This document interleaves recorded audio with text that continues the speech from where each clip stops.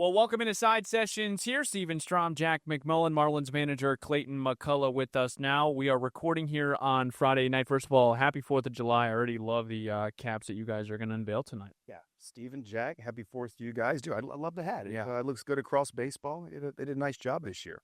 So you've won 9 of 10. Are you getting treated any differently at home now? A little bit more respect around the house? No differently. No, I got the same duties at home, whether we win or lose. So a few more smiles. I was going to ask, when do you feel like you ditched the idea of having your traditional 4th of July? Because working in baseball, that holiday goes by the absolute wayside. It's a work day for you. It is a work day. That's one of those, the summer holidays are work days for us. I don't remember, and it's hard to remember all of the July 4th, like where you were now and what you did, because you knew you had a game. Right. And unless you're in D.C. playing the 11 a.m. 4th of July game, it's a fun day. I mean, it's a... Yeah, nice. We had an early game yesterday. American pastime. Yeah.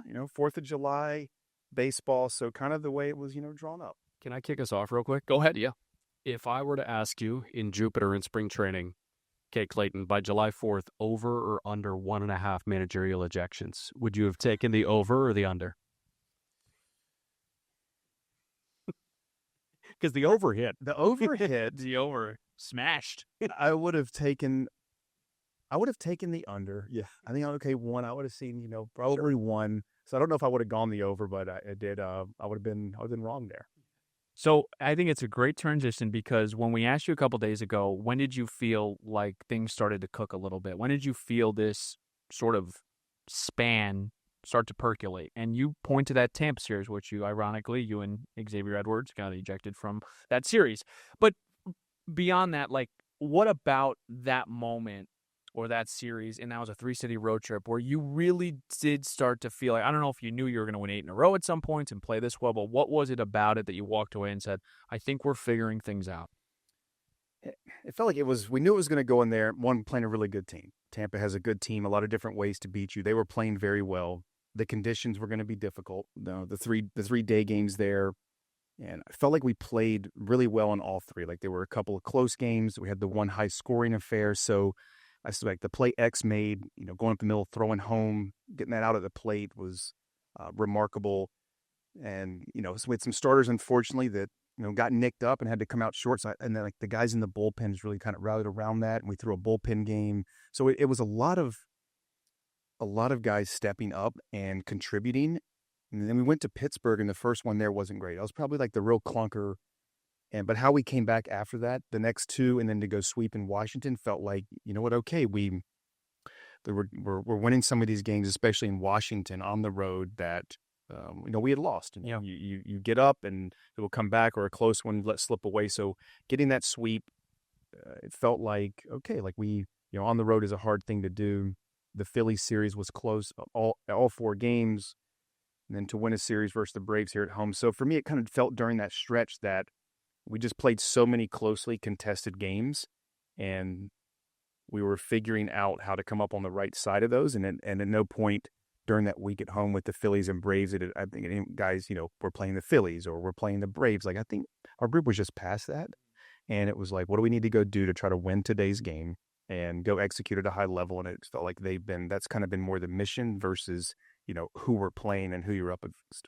For me in Pittsburgh, it felt like that series, there were victories within the victories. And I know game 1, it was that loss, but that was Yuri Perez's season debut. And getting Yuri back, I'm sure you got a billion texts when you got this job. You get to be the guy to manage Yuri Perez in his return from Tommy John surgery. And then Sandy goes 6 scoreless the next day. Those little victories there, having Yuri's presence back and having Sandy and that Sandy mode unlocked in Pittsburgh, what did that do to kind of propel you guys forward, knowing that you have Yuri and Sandy, and then, oh man, look at Cabby. You have a whole bunch of guys that are throwing the ball really well. Yeah, that's getting Yuri back was a big boost for the organization. Like, everybody, medical staff, how much time Yuri and they spent during this rehab process. It took a lot, to get a talent like that back. Certainly, we were all very excited for him to get back on a major league mound, and understood that it was going to take some time, that this was a lengthy recovery coming back, and then to go back into major league competition, that, there was going to just be a little bit of time before he got into the rhythm of things, which we were, okay with, because that upside is so tantalizing. And as you mentioned, Sandy it's been on a good run, throwing the ball so much better. Cabby's been outstanding. Cal has given us good starts, and then you throw, Jansen, Junk. So we have the rotation has been performing very well, and you couple that with the bullpen, and I think overall from a pitching side, how much better we've been with throwing strikes and not walking people. And so I think they just kind of all fed off of each other, and it feels like now it's just, a good start, into the next. I think that happens during the course of the season, like, when positional groups kind of feed off of each other and want to, be them. Okay, it's my day now to go do this. So it's been great to see, and it's been a big part of us, playing as well as we have. Clayton, I want to start as well, just like in the bleachers, and we'll work our way into tonight's series against the Brewers. But one of the big questions going into 25 was, we need to figure out who's going to be here for the future. Do you feel like you guys are getting closer to getting those answers with the guys you have out in the field now? I think we've seen a number of players with opportunity, really step up and perform. And the major league level, the evaluation will always be going on. Yep. And, to see what Kyle Stowers has done, we've seen, come out of the gate as well as he did. And even more encouraging to see Kyle go through a rough patch. And look, some of it was the hand. He was dealing with a little something. How much that affected him, not sure. But how he was able to bounce back from that and get back to the version we saw early in the year is just very encouraging for a young player to show some resiliency and be able to make adjustments. Dane Myers has been a real pleasant surprise. Both sides of the ball, he coming to the infield. Otto Lopez as well. Like, starting the year, him and X deserve a lot of credit for how they just handled the entire, flip-flop, the positional change. Not easy, right? Kind of on the fly during the season. The X having some history playing second, I'm sure, helped some. And then what Otto just going over there and seamlessly, sliding right in and playing very well at short. And now offensively, he's kind of really hitting his stride. And then, you get the catching core, Augustine, Liam, Nick has been very selfless during this entire thing and has played very well.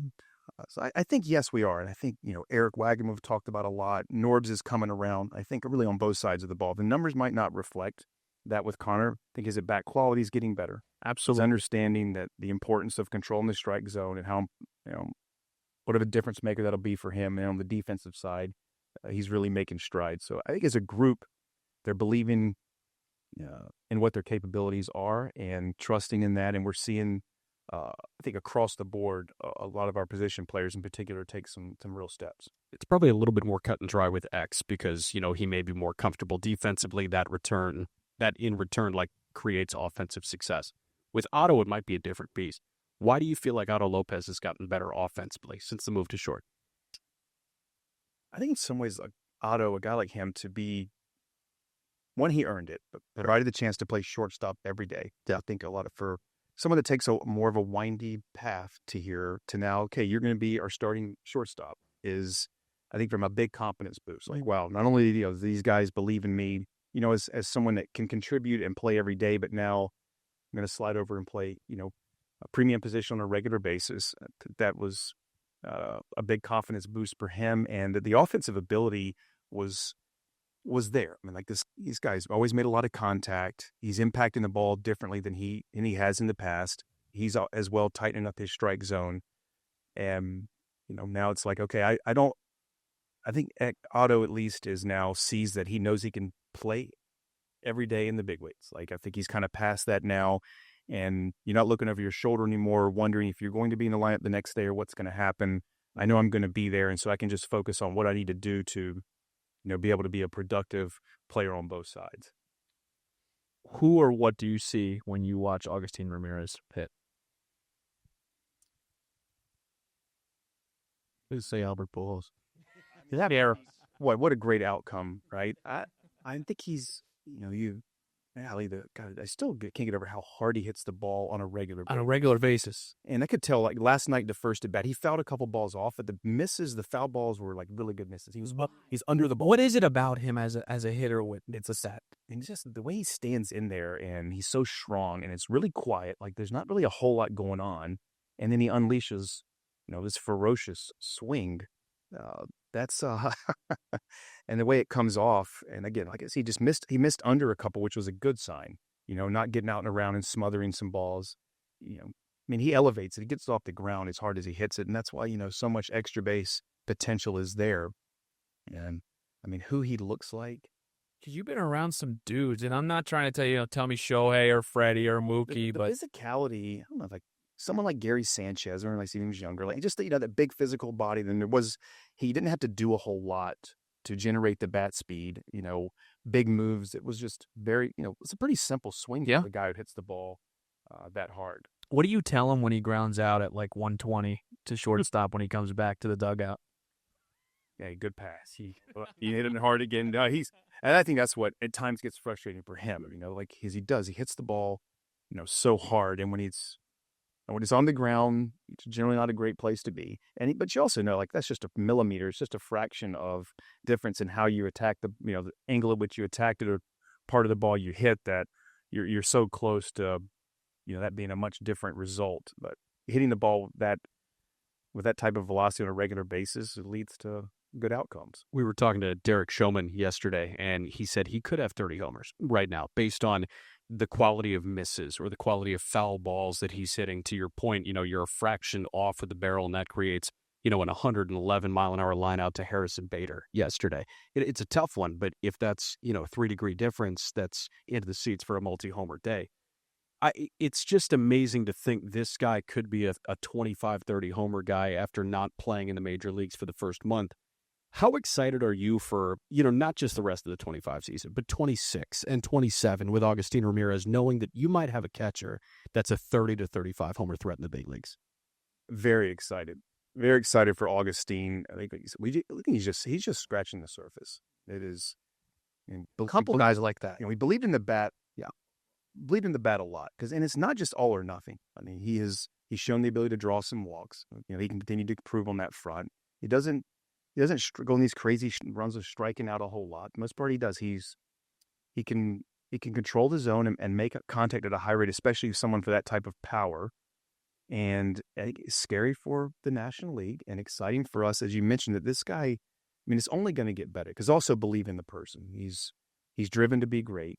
He understands that adjustments are going to continue to have to be made, which he's already had to make some. We look back and after Terry got off they started spinning him like crazy. And it was like, let's go soft. Let's keep the ball away from him. Change directions, hard in and soft away. And you know what? It's good. Like, now you have to make your move back and adjust to what's going on. And he's clipped some hanging breaking balls like he did in San Fran and a couple other occasions. So he's making adjustments. He'll have to continue to do that. And defensively, I feel like he's throwing the ball much better now. Yeah. He's improving behind the plate, which he's very much committed to doing that, as we are going to continue to be on him about the difference in being an everyday frontline catcher compared to being a DH. There's a big difference. And so him being able to pull that off, which we believe he will, is going to be a big difference maker for us. Going to one of the guys that he works with, obviously the overwhelming majority of credit goes to Cabby, but who else deserves a piece of the pie for the development and, frankly, the revelation of Edward Cabrera? Our pitching group, Bill Hiesel, our director of pitching, Daniel Moscas, and a long leash Matt. I think even in the off season, they, if you've been around and seen Cabby pitch, like the talent, everyone has been enamored with that. And I think they felt like there was really some opportunity to improve his breaking balls. There was like some real opportunity to hopefully drive home the messaging and the importance of just really getting the ball in the box, like throwing strikes and not needing to be edgy and relying on some breaking stuff with maybe some more regularity and knowing that the velocity is there. The changeup is a very special pitch, but to mix in and add to his arsenal and improve his breaking stuff, and you put those all together, feels like it's certainly a different version and a different run than he's been on. I think they deserve a lot of credit from getting Cabby to buy into the value and the importance of the strike throwing, and giving up hits is okay.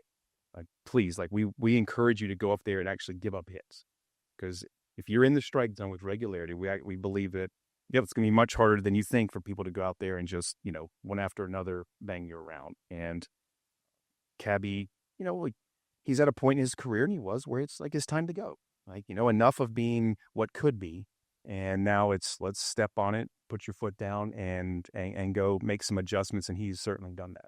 I got one more broad question, then I'll do tonight with the Brewers. But for us, the second half of the season, I think when it comes to what does a successful one look like, people talk about record, people talk about certain questions you guys have.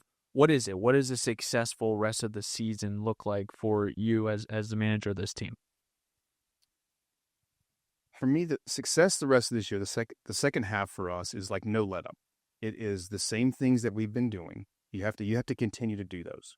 And as we get deeper into the summer and we get into September, it's not. I hope we keep playing well and we keep pushing towards, and just keep winning games and not worry about everything else going on, playing well.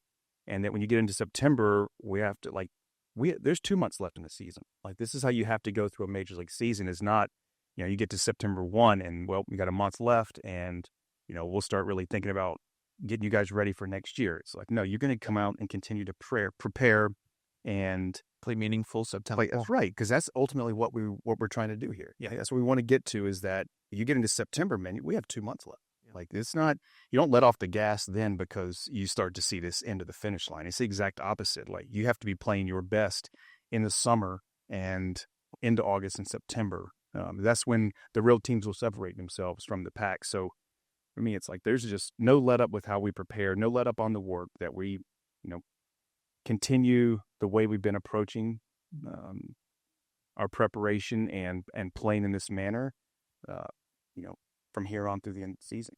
Your guys had early mornings for a month and a half in Jupiter. It was impressive to see the level of work that was being put in spring training. Is there a sense of take R&R when you possibly can, or managing these guys to make sure that they're all systems go in September and they're still entirely healthy playing meaningful September baseball? Great question.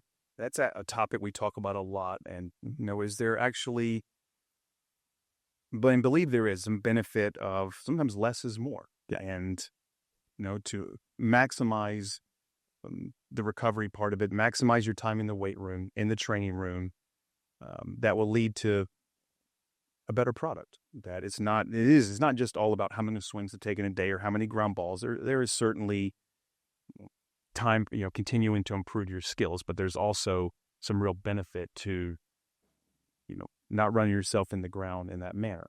So I think it'll be something as a staff we continue to discuss through, and like, how do we want to approach, the back half of the season, and then even in general, how do we want to approach the beginning of next year? Like, there are ways and things we think we can potentially optimize for that we believe will give our group a leg up.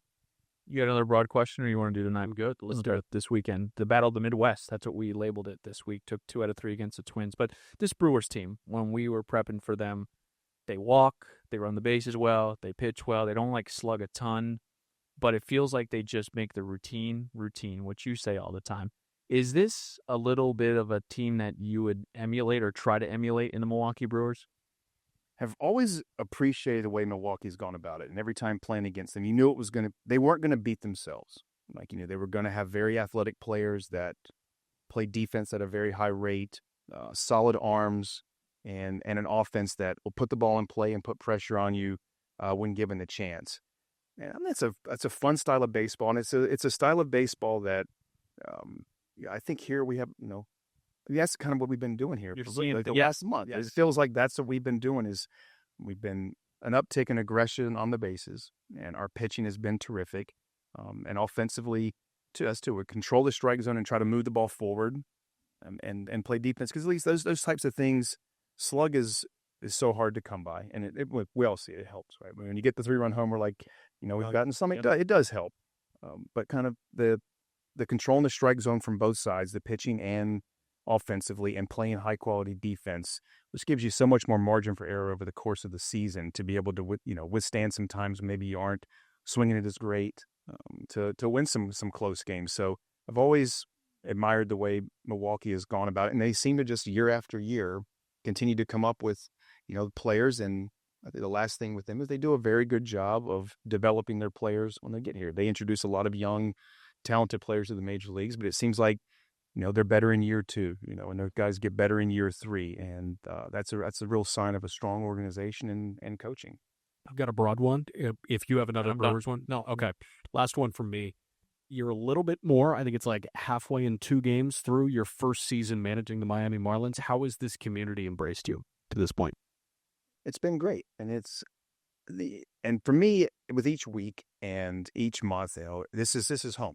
South Florida has been our home for 10 years, and to now doesn't quite feel like the water hose is turned on as high. I think settling into everything, and now It's not off. it's not off. It never will be. But Gotcha. getting out to some different places to go have dinner, or just getting around the greater Miami area a little bit more, taking my son to a baseball camp at University of Miami. So, and those are things I hope we'll continue to do more in the community. Get out and around more. Everyone has been great, and appreciate their passion for not only the game of baseball, but also wanting this team in this organization to do well. And we know we have a lot of responsibility in that, and we share the same goals and interests that our fans do as well, as wanting to put a winning product on the field for a long time. And we've seen it as of late. Thank you so much for joining us again, Clayton. This is on YouTube, Apple Podcasts, Side Session, Stephen Strom, Clayton McCullough, Jack McMullen. We'll talk to you next time.